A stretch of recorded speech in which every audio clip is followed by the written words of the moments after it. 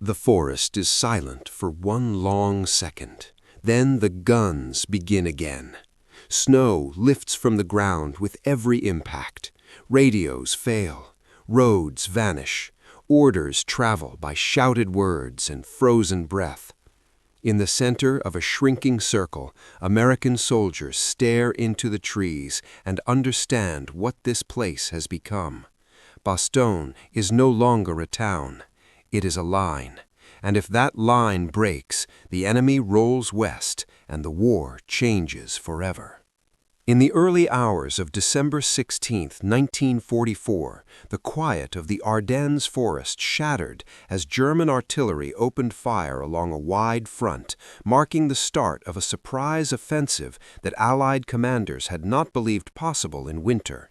And within hours, German infantry and armor began pushing through thin American lines, using fog, snow, and narrow forest roads to conceal their movement, overwhelming inexperienced units and forcing rapid withdrawals. And as the situation worsened, the Allied command realized that the enemy's goal was not simply to regain ground, but to drive west toward the Meuse River, splitting Allied forces and forcing a negotiated peace. And at the center of this plan lay a small Belgian town named Bastogne, whose importance rested not in its buildings, but in its roads, 7 major routes that controlled movement through the region. And if German forces seized Bastogne intact, their advance would gain speed and coordination. So orders went out immediately to block the crossroads at all costs. And among the units rushed forward were the 101st Airborne Division and elements of the 10th Armored Division, formations pulled from rest areas and training camps, loaded onto trucks in bitter cold, many men without winter coats, gloves, or overshoes, moving through snow-covered roads toward a battle already unfolding. And by December 18 and 19, these American units began arriving in and around Bastogne, taking up defensive positions with little time to prepare, digging foxholes into frozen ground, stringing communication lines through woods and villages, and trying to understand a battlefield that shifted by the hour. As German forces advanced rapidly from the east, north, and south, cutting roads and isolating American positions one by one. And by the evening of December 19, the situation was unmistakable. Bastogne was surrounded, the roads were cut, and the defenders were encircled by enemy units from several German corps, including armored and infantry divisions that had already proven their strength in the opening days of the offensive. And yet, despite the encirclement, the American command inside Bastogne made a clear decision that there would be no withdrawal, because there was nowhere left to go, and because holding Bastogne would slow the German advance at the most critical point, buying time for Allied reserves to move into position elsewhere. And so, a defensive perimeter was established around the town. Stretching through villages such as Noville, Foy, Marville, and Hamroul, across forests, fields, and narrow roads, manned by airborne infantry trained for aggressive movement but now tasked with static defense, supported by tank destroyers and a small number of tanks positioned to cover likely approaches. And from the beginning, the defense faced severe challenges. Ammunition was limited, food supplies were uncertain, medical facilities were overcrowded, and communication with higher headquarters was unreliable. Yet morale remained steady because the mission was clear and shared by every unit along the line: to hold Bastogne.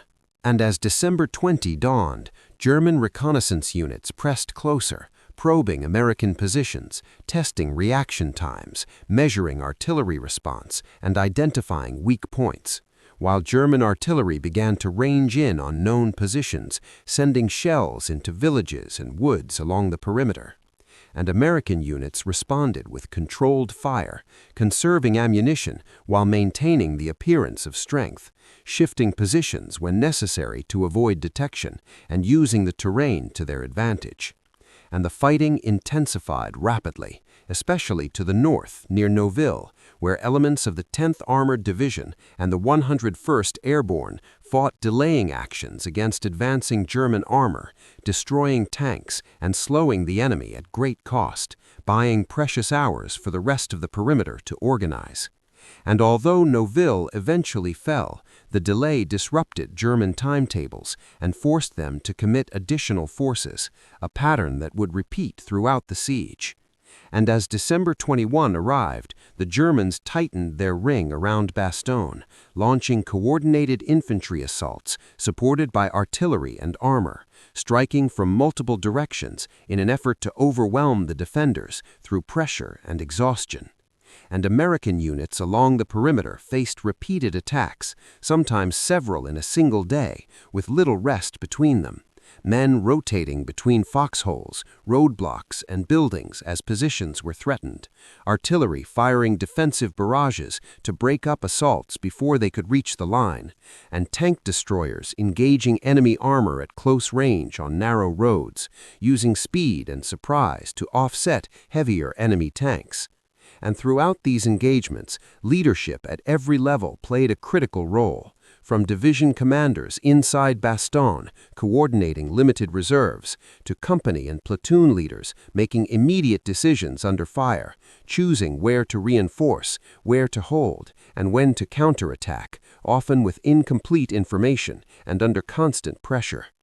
And by December 22, the Germans, frustrated by the resilience of the defense and the failure of repeated assaults to break through, attempted a different approach, sending an ultimatum demanding surrender, delivered under a white flag to American lines. And the response, brief and firm, made clear that the defenders would not yield, a decision that had immediate consequences as German commanders intensified their efforts, increasing artillery fire and preparing for renewed attacks intended to crush the perimeter before Allied relief could arrive. And for the American defenders, the siege grew harsher with each passing day. The cold deepened, snow covered the ground, and the lack of winter clothing took a toll. Men suffering from exposure even as they remained on duty, while food rations dwindled and medical staff worked continuously to treat wounded and ill with limited supplies. And yet, despite these hardships, discipline held. Units maintained their positions, and communication lines, though damaged repeatedly by shelling, were repaired again and again, ensuring that artillery support and coordination remained possible. And the weather, which had initially aided the German advance by grounding Allied aircraft, began to change on December 23 when skies cleared enough for Allied planes to reach Bastogne, dropping supplies by parachute into fields and open areas, delivering ammunition, food, and medical equipment that immediately strengthened the defense and boosted morale, a visible sign that Bastogne had not been forgotten. And with renewed supplies, American artillery increased its fire, breaking up German troop concentrations and disrupting preparations for attack. Yet the Germans did not relent, understanding that time was now working against them. And on December 24th, Christmas Eve, they launched some of the heaviest attacks of the siege, particularly to the south and west of Bastogne, where armored units attempted to force a breakthrough along key roads, supported by intense artillery fire designed to soften defenses. And American units responded with determination, shifting tank destroyers to threatened sectors, reinforcing infantry positions, and calling down artillery fire at critical moments to halt advancing enemy forces. And throughout these engagements, the sound of battle never fully faded. Artillery thundered day and night. Small arms fire echoed through woods and villages, and the constant movement of troops, vehicles, and messengers filled the frozen landscape with urgency. And inside Bastogne, command staff tracked the situation on maps that changed hourly, marking enemy movements, friendly positions, and dwindling supplies, aware that relief was approaching, but uncertain when it would arrive. And as Christmas Day arrived, the fighting showed no sign of easing. German forces launched renewed assaults aimed at splitting the perimeter, particularly near the village of Foy to the north and Marvy to the southeast, believing that a concentrated blow could finally open the road network they needed. And American defenders faced these attacks with a combination of stubborn defense and limited counterattacks, pushing enemy units back just enough to restore the line, often at great effort. And as the day wore on, reports filtered in that elements of General George Patton's Third Army were advancing north through heavy resistance and poor weather, fighting their way toward Bastogne from the south. But the distance remained significant and the German pressure relentless. And by the evening of December 25th, the defenders understood that the next 24 hours would be decisive, because if the Germans could break through before relief arrived, the sacrifice of the past days might be undone. And so positions were reinforced, ammunition redistributed, and orders issued to hold ground no matter the cost. And as night fell, German artillery intensified once more, shells landing with regular rhythm along the perimeter, followed by the sound of engines and movement in the darkness, indicating preparations for another major assault. And along the frozen foxholes and roadblocks surrounding Bastogne, American soldiers braced themselves, knowing that the coming attack would test the line as never before, as enemy forces gathered strength just beyond the tree line, poised to strike at dawn. And the fate of Bastogne and the wider battle in the Ardennes hung on whether the defenders could endure what was coming next. When the first vehicles of the 4th Armored Division reached the outskirts of Bastogne on the afternoon of December 26, 1944, the encirclement was broken, but the danger was not, because the corridor was narrow, exposed, and under constant threat from German artillery and counterattacks, and the enemy still held commanding ground around the town, meaning that Bastogne remained under fire even as relief arrived. And American commanders understood immediately that the task had shifted from survival to expansion, because if the corridor were cut, the town would be surrounded again.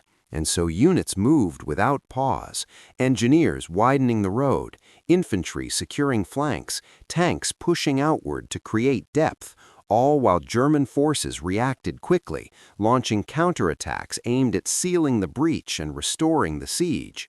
And the fighting intensified rather than eased, spreading outward from Bastogne into surrounding villages and forests that had already seen weeks of battle. And supply convoys moving into the town faced shelling and ambush as German guns targeted road junctions, forcing careful movement and constant security. While inside Bastogne, wounded men were evacuated for the first time in days, a process carried out under fire, with medical staff working continuously as casualties from the renewed fighting arrived alongside those from the siege. And the psychological shift among the defenders was significant, not a sense of safety, but a renewed determination to push the enemy back and ensure that Bastogne would not become isolated again. And German commanders, aware that their offensive was reaching a critical stage, concentrated efforts on recapturing key villages north and east of Bastogne, particularly Foy, which sat on high ground overlooking the town and provided observation and firing positions that threatened American movements. And throughout late December and early January, intense fighting erupted in these areas as American units launched deliberate attacks to clear German forces from entrenched positions, advancing through snow-covered fields under artillery fire, coordinating infantry, tanks, and artillery in difficult terrain. And the village of Foy became one of the most contested points, changing hands after bitter combat as American troops pushed forward, encountering determined resistance from German infantry supported by armor and well-sighted defensive positions, and each advance required careful planning and sustained effort. Because the enemy fought not only to hold ground, but to delay, hoping that weather, exhaustion, and casualties would slow the Allied momentum enough to stabilize their line.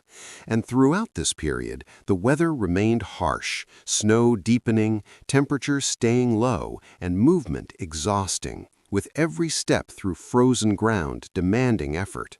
Yet Allied air power, once grounded by fog and snow, now played an increasing role, striking German supply columns, artillery positions, and troop concentrations whenever skies allowed, further straining an enemy already facing fuel shortages and logistical breakdowns.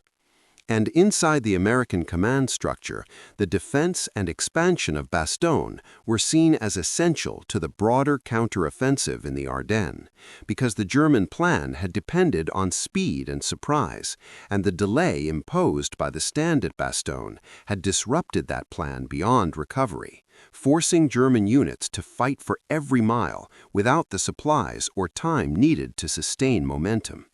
And as January progressed, American forces continued to push outward, linking Bastogne more securely to the rest of the Allied front, expanding supply routes and reducing the risk of renewed encirclement, while German forces gradually shifted from attack to defense, conducting fighting withdrawals to avoid encirclement themselves.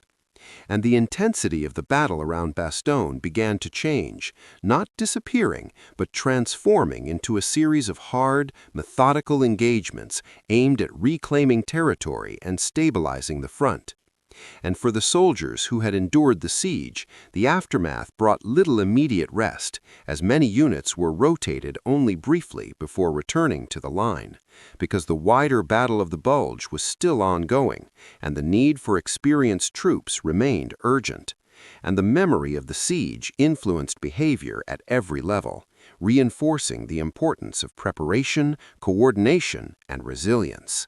Lessons written not in doctrine, but in experience, and by mid-January 1945, the German offensive in the Ardennes had been fully halted and reversed, Allied forces pushing eastward toward the original front lines, reclaiming towns and forests lost in December, and Bastogne, once a vulnerable crossroads surrounded by enemy forces, now stood firmly within Allied-controlled territory, its roads open, its perimeter expanded, and its role in the battle widely understood. And the cost of holding that line was evident in the exhaustion etched into the faces of the men who had fought there, in the damaged buildings and scarred forests around the town, and in the quiet efficiency with which units continued their duties despite weeks of continuous combat. And although the fighting moved eastward, the significance of Bastogne remained, not as a symbol created after the fact, but as a practical example of how disciplined defense under extreme pressure could alter the course of a major offensive. And commanders at every level recognized that the stand at Bastogne had forced the German army to commit time, fuel, and forces it could not replace, accelerating the collapse of the offensive and hastening the return of Allied momentum. And for the American soldiers who held the line, the experience became part of their understanding of the war, a moment when individual endurance and collective resolve intersected with strategic necessity. And as winter slowly loosened its grip and the front stabilized, Bastogne receded from the headlines of daily battle reports, but its impact remained embedded in the larger story of the war in Europe. Because the line held there had done more than block roads, it had absorbed the weight of a final gamble and broken it, ensuring that the German advance would go no farther west. And when the war eventually ended months later, the memory of Bastogne endured not as a tale of desperation alone, but as a testament to the idea that even in the darkest conditions, when surrounded, outnumbered, and under constant pressure, a clear mission, disciplined leadership, and shared resolve could hold a line that changed history.